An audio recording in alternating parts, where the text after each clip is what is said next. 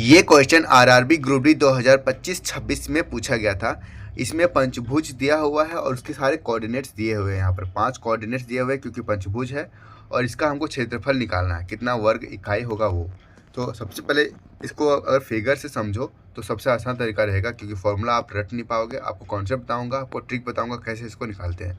तो सबसे पहले इसको हम बनाते हैं, एक पंचभुज बनाते हैं, ठीक है।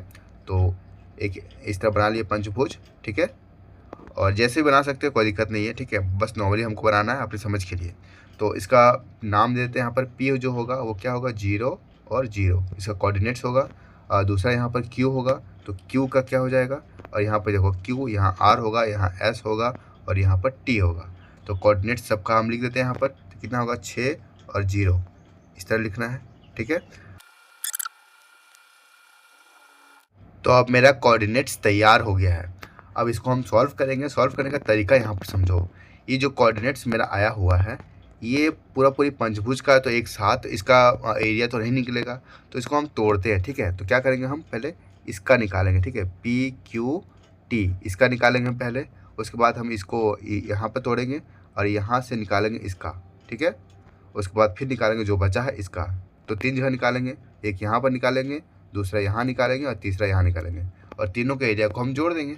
उससे मेरा पंचभुज का एरिया निकल जाएगा, ठीक है। सबसे पहले आसान तरीका क्या है कि हम पहले पी क्यू टी निकालेंगे।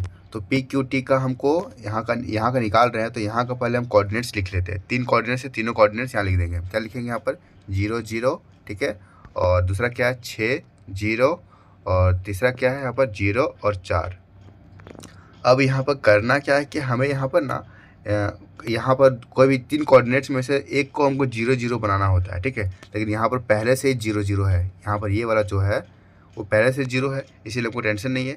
इसलिए डायरेक्टली हम सॉल्व करते हैं। तो सॉल्व कैसे करेंगे हम, इसमें क्या करेंगे कि बाहर वाला बाहर से गुना करेंगे, कितना आएगा, तो 24 आएगा, ठीक है। माइनस करेंगे यहाँ पर, और फिर अंदर वाले का गुना करेंगे, 0 × 0 0 आएगा, और बट्टा में इसको 2 कर देंगे, कितना आएगा, तो यहाँ पर आएगा 12, ठीक है। तो पहला यहाँ का जो एरिया निकल गया मेरा वो 12 आ गया। यहाँ तक क्लियर। अब नेक्स्ट लिखते हैं, इस त्रिभुज का निकालते हैं हम। इस त्रिभुज का निकालेंगे हम। तो इसमें क्या है, तो यहाँ पर 6 है और 6 0 और 0 4, और यहाँ क्या है, 8 और 3 है।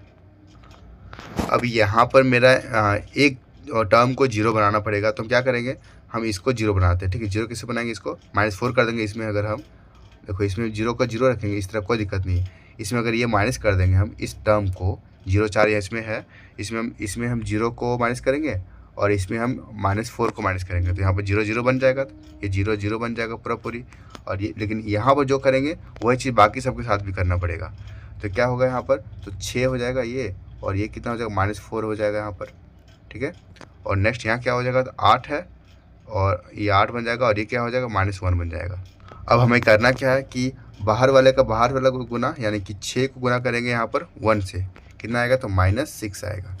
और इसको गुना करेंगे अंदर से, तो यहाँ माइनस ही माइनस होगा, लेकिन यहाँ से गुना करेंगे 8 चौक 32, 32 आएगा, जो माइनस में आएगा तो इसको प्लस कर देगा, और ये जो होगा +32/2 कितना आ जाएगा, तो यहाँ पर आ जाएगा मेरा 13 आ जाएगा, ठीक है। 26 होगा तो उसको आधा करेंगे 13 हो जाएगा, यानी कि यहाँ मेरा जो इसका जो क्षेत्रफल निकला वो 13 आ गया।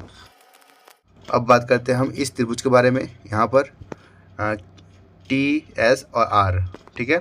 तो टी का क्या है, 0 और 4 है, और यहाँ पर आर का है 8 और 3, और यहाँ पर 4 और 7।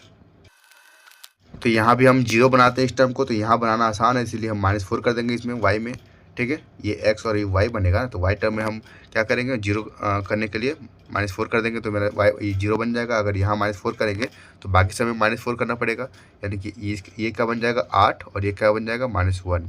और इसमें क्या करेंगे, 4, और इसमें क्या हो जाएगा, 4 माइनस करेंगे तो ये हो जाएगा 3, ठीक है। अब हम गुना कर देंगे, 8 और 3 गुना करेंगे, कितना हो जाएगा, 8 या 24, ठीक है।